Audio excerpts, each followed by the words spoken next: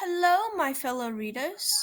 This is Leo, and today we will be reading Pete the Cat Falling for Autumn by Kimberly and James Dean.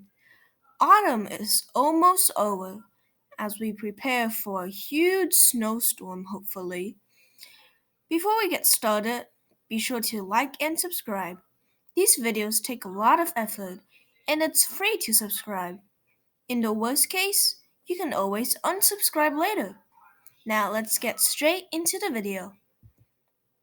Pete the Cat Falling for Autumn.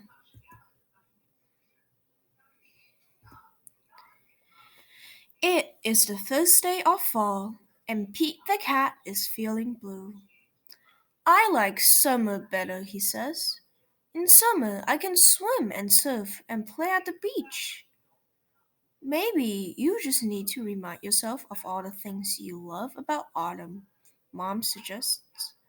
Pete says. I'll try. Grandpa? Pete finds Grandma in the kitchen. She's baking delicious pumpkin pies. The whole house smells sweet and spicy. Pete loves helping Grandma bake pumpkin pie, but he loves helping eating it even more. After the baking is done, Pete picks up a squat orange pumpkin from the counter and slips it into his backpack as a souvenir. Next, Pete heads to the town corn maze. Pete and his friends wander through the long, twisty paths made of tall corn stalk. The best part of the corn maze is getting lost and having to start over again. As he leaves, Pete plucks a golden doorknob from the maze and places it inside his backpack.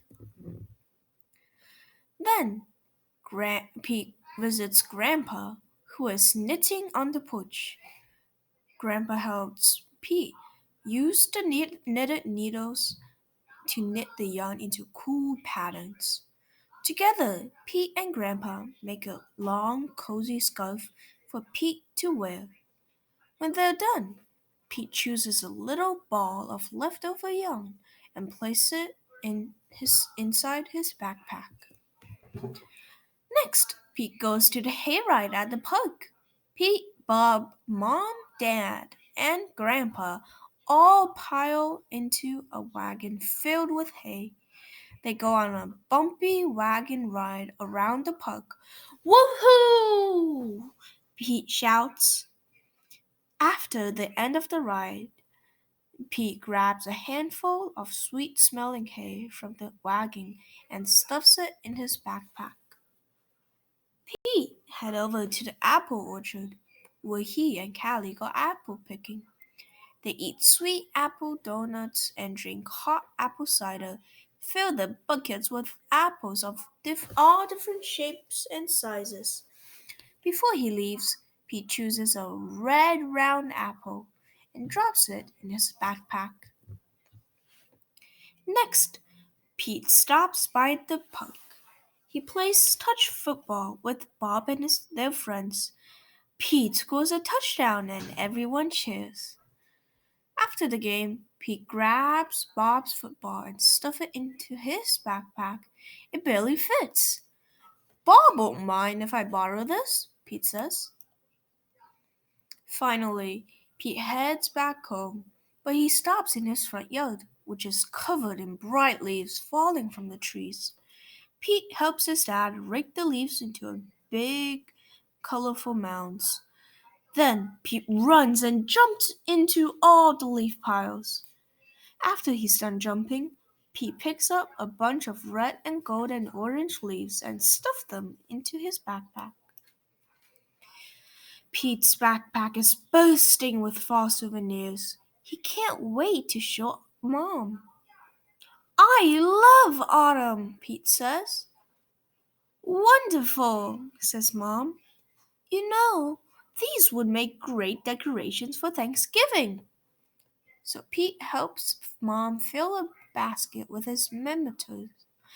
They placed the basket at the center of the table. You did a great job, Pete. It's beautiful, says Dad. Is that my football? Asked Bob. Just then, the doorbell rings. The Thanksgiving guests are here. All of Pete's family and friends gather around the dining room table. They tell stories and laugh at jokes while they eat. Everyone is having a great time. Pete looks around the table and smiles. He loves lots of things about autumn, but Pete knows what he loves most all year long. His friends and his family and friends. The end. I hope you enjoyed the book, Pete the Cat. As Pete the Cat finds out about how much he loves autumn. Be sure to like and subscribe, and I'll see you next time. Goodbye!